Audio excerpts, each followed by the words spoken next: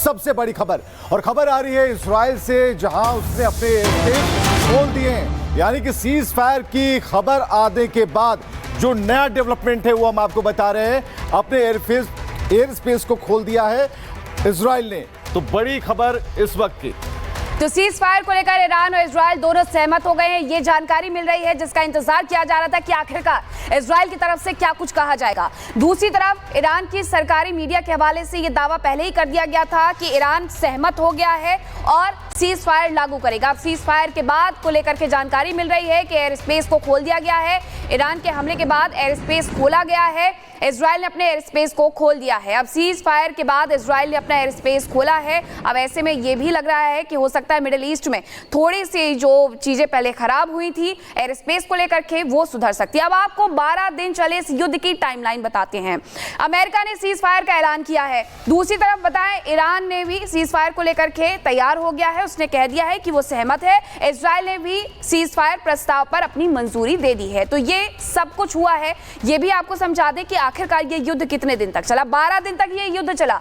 इसके बीच आते हैं ट्रंप और कहते हैं कि सीज फायर हो गया है। सीज फायर का ऐलान करने के बाद बताया जाता है उनकी तरफ से कि आखिरकार अब आगे क्या कुछ होगा। 7 पोस्ट उनकी तरफ से किए गए थे एक एक करके। अब आपको बताते हैं कि 13 जून को क्या हुआ है। इजराइल का ऑपरेशन राइजिंग लायन शुरू होता है और इसी के तहत उसने आगे जाकर के 200 बैलिस्टिक मिसाइलों का उपयोग करके ईरान पर ताबड़तोड़ हमले शुरू किए। अब इसके बाद ईरान के 14 वैज्ञानिक और 20 कमांडर इस दौरान ढेर हो जाते हैं। ये 13 जून को ही होता है। ये उसी युद्ध की टाइमलाइन है जो 13 जून से शुरू हुआ था। अब ईरान का ऑपरेशन ट्रू प्रॉमिस 3 भी यहीं पर लॉन्च हो जाता है। वो कहता है कि हम पर वार हुआ है तो हम भी किसी को नहीं छोड़ेंगे, हम भी इसी तरीके से पलटवार करेंगे। अब आगे बढ़े तो इजराइल पर कई सैकड़ों मिसाइल ईरान की तरफ से इस ऑपरेशन के तहत दाग दी जाती हैं। तो ये सब कुछ होता है। 14 जून को क्या होता है समझिए। ईरानी रक्षा मंत्रालय पर अटैक होता है। इस दौरान ईरानी रक्षा मंत्रालय को निशाना बना करके उसे ज्यादा से ज्यादा नुकसान पहुंचा करके उसकी रीढ़ की हड्डी तोड़ने की कोशिश की जाती है इजराइल की तरफ से। अब इजराइल के 3 F-35 जेट मार गिराए जाते हैं क्योंकि ईरान को बड़ा नुकसान हुआ था। तो भरपाई उससे भी करनी थी, उससे भी दिखाना था दुनिया को कि वो अभी भी जिंदा है और उसने उसी तरीके से पलटवार भी कर दिया। ईरान अमेरिका में न्यूक्लियर वार्ता रद्द हो जाती है क्योंकि एक ही टेबल पर बैठ करके दोनों ही इसको लेकर के, इस डील को लेकर के बातचीत कर रहे थे, लेकिन ये इसी युद्ध के साथ रद्द भी हो जाती है। तेल ठिकानों पर इजराइल का हमला देखने को मिलता है ताकि आर्थिक तौर पर उसे तोड़ा जाए, ताकि वो हथियार खरीदने लायक ही ना रह जाए ईरान। अब आगे बढ़े तो मुस्लिम देशों से एकजुट होने की अपील कर दी जाती है ईरान की तरफ से। उनकी तरफ से भी अपील की जाती है। मौसाद से जुड़े हुए 4 लोग ईरान में गिरफ्तार कर लिए जाते हैं, ये कहते हुए कि वो ईरान में आकर के वहां से खुफिया जानकारियां इकट्ठा कर रहे थे। 15 जून को इजरायली रिफाइनरी सेंटर पर हमला किया जाता है और इस दौरान उन्हें भी नुकसान पहुंचाने की कोशिश की जाती है कि अगर हमारे घर में घुसकर हमारी रिफाइनरी तोड़ोगे तो हम भी वही मुंह तोड़ जवाब देंगे। इसके बाद 16 जून की तारीख आती है और इस दौरान ईरान का इजराइल पर अब तक का सबसे बड़ा हमला देखने को मिलता है। हमले में 5 लोगों की जान चली जाती है, 200 से ज्यादा लोग इस दौरान घायल भी हो जाते हैं। अब 16 जून की तारीख को और क्या कुछ होता है वो समझ लीजिए। ईरानी विदेश मंत्रालय पर इजराइल का अटैक देखने को मिलता है। अब विदेश मंत्रालय को निशाना बनाया जाता है ताकि दुनिया से संपर्क तोड़ा जा सके और इस युद्ध को वहीं उसके घर में ही रोक दिया जाए। अब आगे क्या होता है। इजरायली F-35 जेट मार गिराने का दावा एक बार फिर से ईरान की तरफ से किया जाता है। हालांकि ईरान ने भी मुंहतोड़ जवाब दिया, उसने भी हमले का बदला लिया। और अब आगे क्या होता है, फिर इजराइल के मोसाद हेडक्वार्टर पर अटैक किया जाता है कि अगर IRGC पर आपने अटैक किया है तो हम भी आप पर अटैक करेंगे और उसी तरीके से आपको जवाब देंगे। तो मोसाद के हेडक्वार्टर को नुकसान पहुंचाया जाता है। ये तारीख थी 17 जून की। अब 600 से ज्यादा विदेशी जो ईरान से हैं वो निकलते हैं, अपने अपने देश जाते हैं। उनके देश वालों को भी चिंता होती है कि आखिरकार उन्हें कैसे वहां से निकाला जाए। हर देश की तरफ से ऑपरेशन चलाए जाते हैं। भारत ने ऑपरेशन सिंधु इस दौरान लॉन्च किया था। 17 जून को अजरबैजान के रास्ते कई लोगों को बाहर निकाला जाता है। अब उसके बाद खामनेई को इजराइल के खिलाफ जंग में उतरने के लिए चिताया भी जाता है, लेकिन दूसरी तरफ 21 मुस्लिम देशों ने इजराइल की आलोचना जरूर की, लेकिन उतर करके ईरान का साथ देने के लिए कोई नहीं आया। पूरी तरीके से नैतिक तौर पर एक समर्थन देने की कोशिश की गई।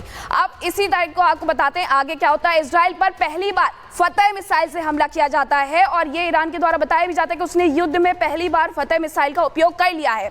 19 जून की तारीख आती है और स्टॉक एक्सचेंज अस्पताल पर मिसाइलें गिरती हैं। वो तस्वीरें हमने आपको दिखाई थी हॉस्पिटल पर। जिस तरीके से मिसाइल गिरती है इसे कहीं ना कहीं युद्ध का उल्लंघन माना जाता है। तारीख 19 जून की रहती है। इस दौरान अराक नतांज न्यूक्लियर प्लांट पर भी हमला कर दिया जाता है। तो ये अभी तक का पूरा टाइमलाइन था। अब रिपोर्ट में भी समझिए कि आखिरकार आज ऐसा क्या हुआ कि दोनों देशों ने कह दिया है कि सीज फायर हो गया है।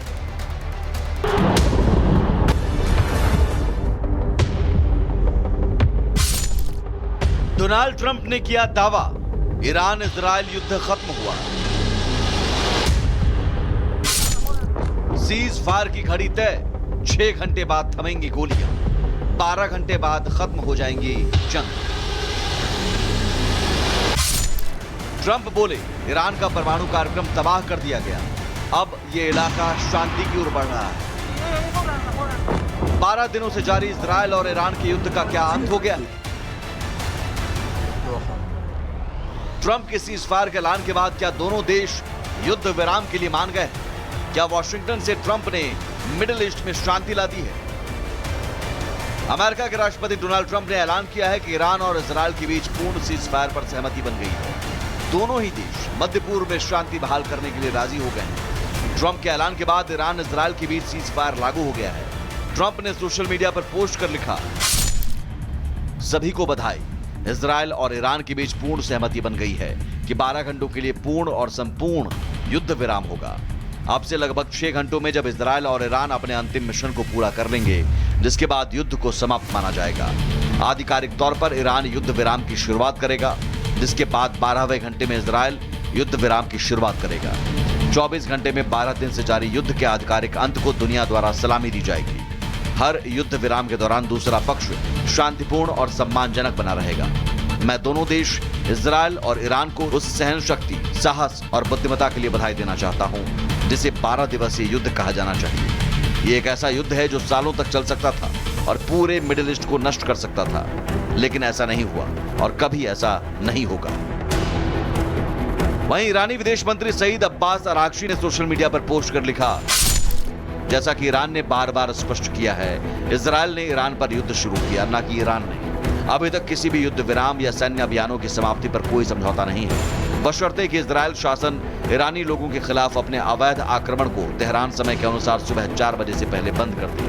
हमारे सैन्य अभियानों की समाप्ति पर अंतिम निर्णय बाद में लिया जाएगा। अमेरिकी राष्ट्रपति ने इजराइल और ईरान के बीच युद्ध विराम की घोषणा की, लेकिन ईरानी मीडिया ने उस दावे को झूठा करार दिया। कहा कि ट्रंप का युद्ध विराम का दावा पूरी तरह से गलत है। ईरान के अमेरिका के ठिकानों पर हमलों के बाद हाल ही में हुए अपमान से ध्यान हटाने के लिए अमेरिका ने सीज फायर का ऐलान किया है। सीज फायर की खबर दुनिया भर में छाई है, लेकिन यह साफ है कि शांति सिर्फ घोषणा से नहीं आती, उसके लिए दोनों पक्षों की मंशा, भरोसा और कार्रवाई जरूरी होती है। फिलहाल जंग थमी नहीं, बस थमी हुई दिख रही है।